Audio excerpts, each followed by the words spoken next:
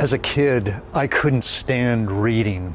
And whenever I was asked to read a book, it was a huge struggle for me. I would skip over massive sections just to kind of rush to get myself to the end of it, just blah, blah, blah, blah, blah, blah, blah. And when I was asked after reading the book what the book was about, I just came up short. I mean, I had really nothing to say.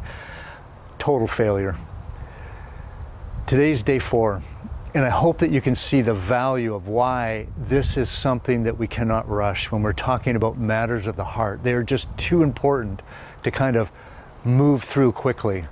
This is something that we're going to have to keep coming back to again and again and again, but it is a foundational piece for being liberated to love God with all of our heart. To love Him with all our heart, we need to know what we love. We need to know what rivals our love for Him. The resounding message of Scripture is that God is the greatest treasure that we will ever find. His love for us is so immense. He is the good news. I mean, think about how incredible God is. And He wants us to know Him and enjoy Him, this invitation that He gives to us, each and every one of us. But the question that we have to ask and wrestle down to the ground is this: is He my greatest treasure? Is God my greatest treasure? Is He my greatest love? I need to be honest with myself about that. I need to ask that because my heart is captivated by many loves. I'm pulled in many different directions in the course of my life. Now, many of the loves that I have in my life, some of them are downright wrong and out of line.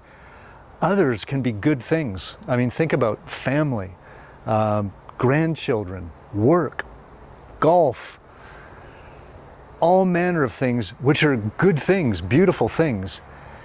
They can sometimes become too important to us. We love them too much.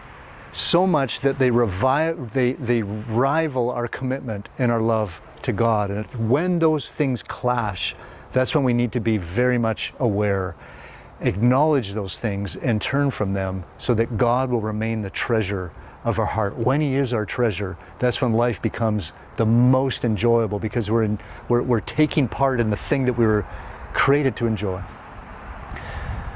I want you to take a few minutes to return to matters of the heart. What might you be treasuring more than God? What love in your life rivals your love for God?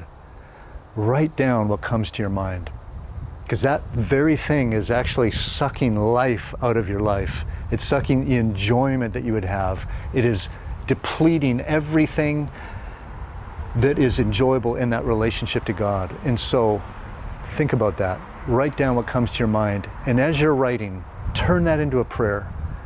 Even write out the prayer. Make that a conversation with God, just between you and Him.